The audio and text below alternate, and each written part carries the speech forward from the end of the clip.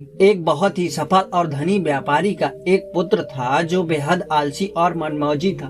व्यापारी अपने पुत्र की इस आदत से बहुत ज्यादा परेशान था। वह जानता था कि उसके पुत्र की आलसी प्रवृत्ति को जल्द से जल्द दूर न किया गया तो उसका पुत्र भविष्य में खतरे में पड़ सकता। सिर्फ आलस ही नहीं बल्कि उसका पुत्र बेफजूल खर्चे भी करता था और कभी किसी काम में मदद भी नहीं करता था। व्यापारी अपने पुत्र को सबक सिखाने का फैसला किया। एक दिन उसने अपने पुत्र को बुलाया और कहा, आज से रात को तुम्हें तभी खाना मिलेगा जब तुम पूरे दिन में कुछ मेहनत मजदूरी करके पैसे कमा कर लाओगे। पहले तो पुत्र को अपने पिता की इस बात पर विश्वास ही नहीं हुआ और जब उसने अपने पिता के उस गंभीर चेहरे को देखा तो वह समझ गया कि वह मजाक नहीं कर रहे थे। वह लड़का अपनी माँ के पास गया और सब कुछ बताकर उनसे मदद मांगी। उसकी माँ ने उसे एक सोने का सिक्का दिया और कहा कि यह जाकर अपने पिता को दे देना। रात को भोजन के समय जब पिता ने पुत्र से पहले दिन की कमाई के बारे में पूछा तो पुत्र ने फटाफट सोने का सिक्का दिखाया जो कि उसकी माँ ने दिया था। सोने का सिक्का देखते ही उसके पिता समझ गए कि उस दिन लड़के ने कुछ भी नहीं कमाया था। पिता ने कहा, जाओ और इसे घर के पास जो कुआं है उसमें इस सोने के सिक्के को फेंक दो। बिना किसी हिचकिचाहट के लड़के ने उस सोने के सिक्के को कुएं में फेंक दिया।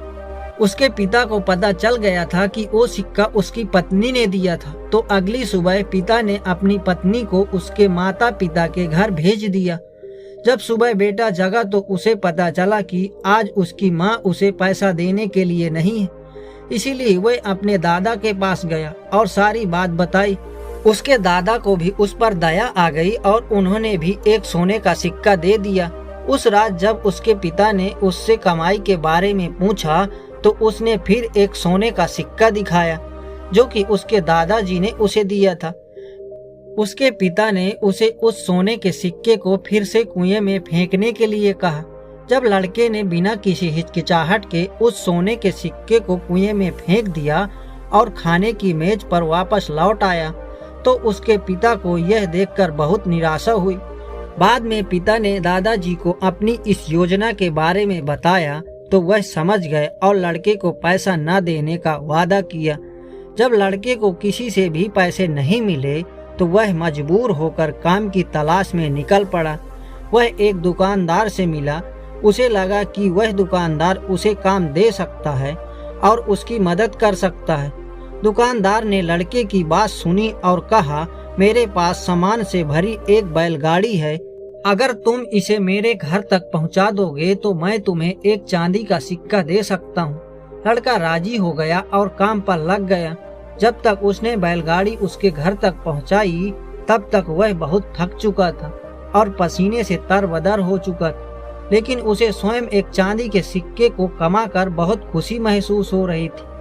उसने अपने पिता को यह दिखाने के लिए वह तुरंत घर की ओर भागा और बड़े गर्व के साथ उसने वह चांदी का सिक्का अपने पिता को दिखाया, लेकिन उसके पिता ने उसे फिर से चांदी के सिक्के को कुएं में फेंकने के लिए कहा, परंतु इस बार लड़के ने लगभग रोते हुए सिक्का को फेंकने से मना कर दिया और बोला, पिताजी, मेरा पूरा शरीर पूरी तरह से दर्द कर रहा है और आप मुझे सिक्का कुएं में फेंकने के लिए कह रहे हैं।